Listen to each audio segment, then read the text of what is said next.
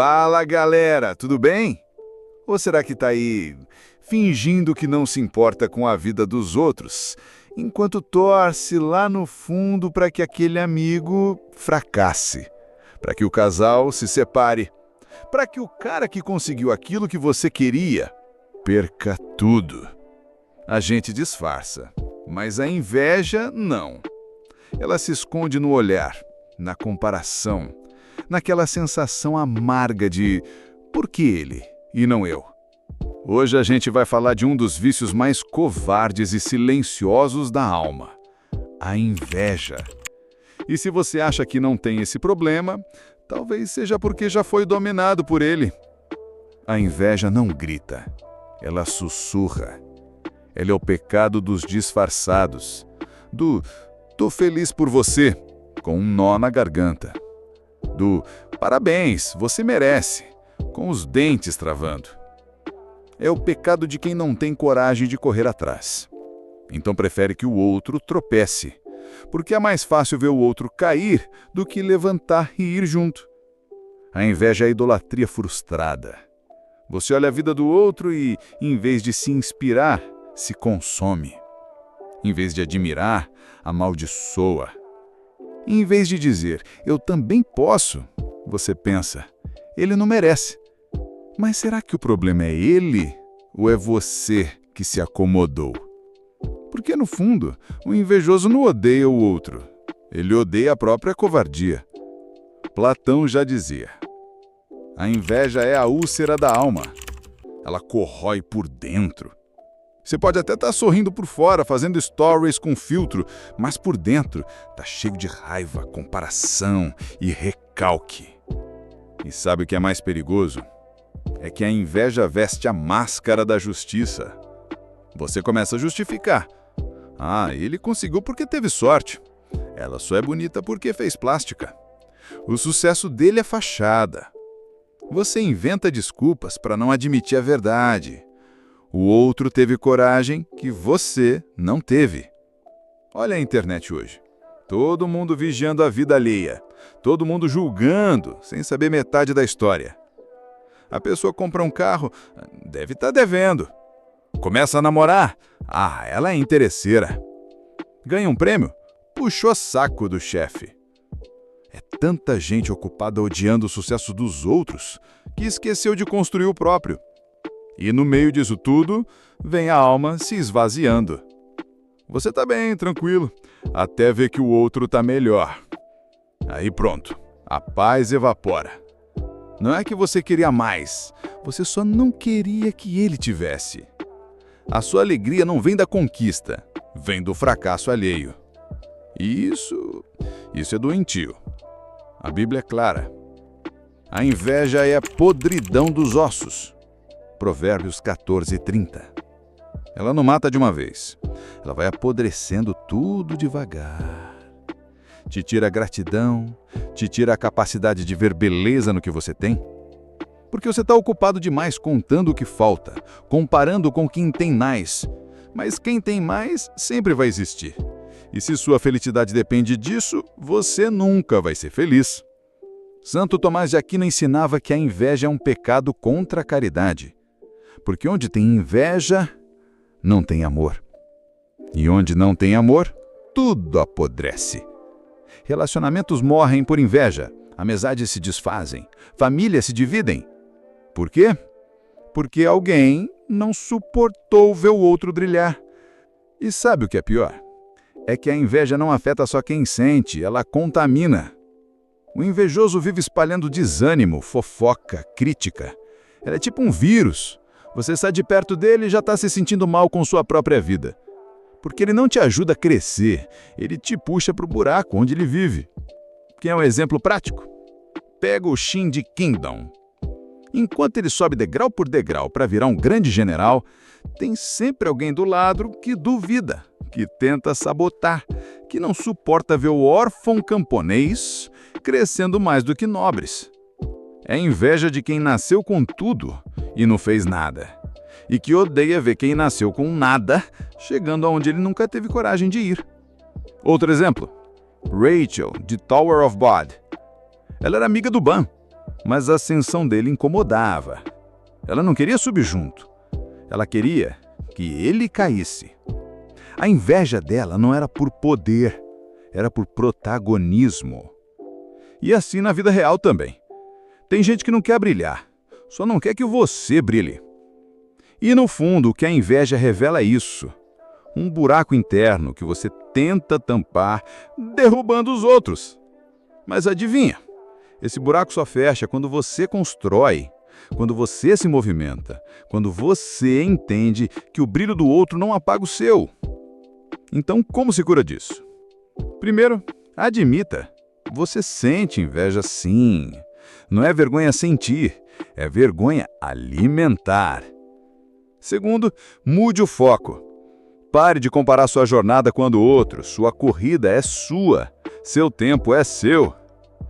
Terceiro, pratique a gratidão. Não importa quão pouco você tenha, tem alguém por aí rezando para ter isso. Quarto, ore por quem você inveja. Isso purifica o coração. Você não consegue odiar alguém que você coloca em oração. E por fim, entenda. Você não precisa destruir ninguém para crescer. Não precisa diminuir ninguém para se destacar. Não precisa apagar nenhuma estrela para brilhar. O universo é grande, o céu é enorme e tem espaço para todo mundo. E Deus não compara. Ele só abençoa quem tem coragem de seguir, sem desejar a queda dos outros. Agora me diz, quantos sonhos você já deixou de viver porque estava ocupado demais olhando a vida de alguém? Quantos passos você deixou de dar porque preferiu criticar em vez de se mover? E enquanto você torce contra, tem gente aí quietinha, orando por força, acordando cedo, sofrendo calada, mas crescendo. E um dia você vai ver ela brilhar. A escolha é sua. Você já reparou que a inveja é silenciosa, mas sempre aparece nas entrelinhas? Ela não diz, eu queria estar no seu lugar. Ela diz, você mudou. Tá se achando. Tá estranho ultimamente. Mas o que tá estranho é o fato de você estar subindo e o outro estar parado. E quando você começa a subir, vai notar isso com mais frequência. A inveja nunca aparece na primeira vitória.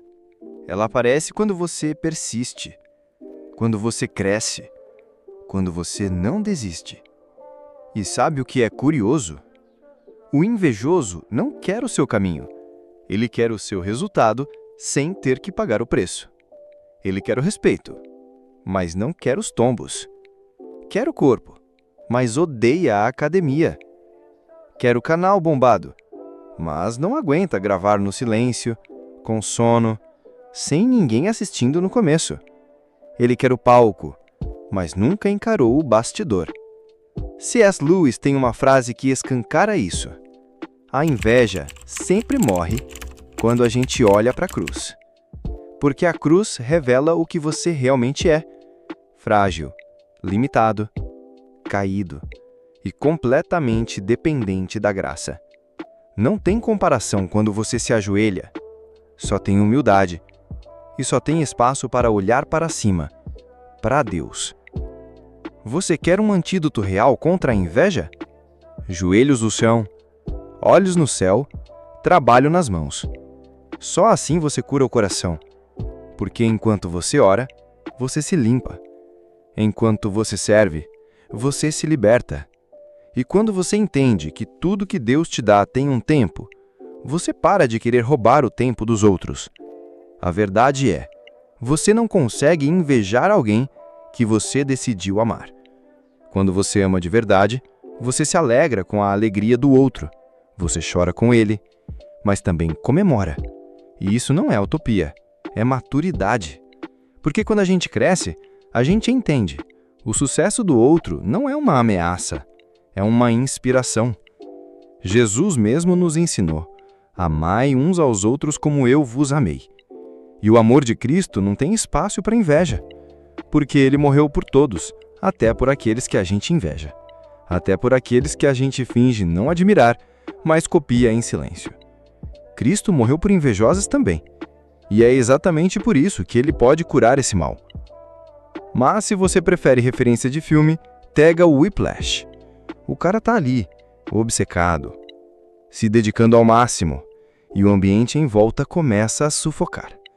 Não é só sobre música, é sobre ultrapassar o limite, enquanto os outros torcem para você quebrar. Porque quanto mais você se destaca, mais gente aparece querendo ver sua queda. Não porque você errou, mas porque você lembrou para eles que eles ficaram parados. Tem gente que se sente ofendida com o seu progresso, porque ele escancara a mediocridade onde ela se acomodou. E é por isso que, às vezes, as maiores invejas vêm de quem mais te conhece, de quem cresceu com você, estudou com você, andou com você. Porque ver você subir é lembrar todo dia do que eles poderiam ter sido, mas escolheram não ser. A inveja é o elogio mais distorcido que existe. Ela grita, por que não eu?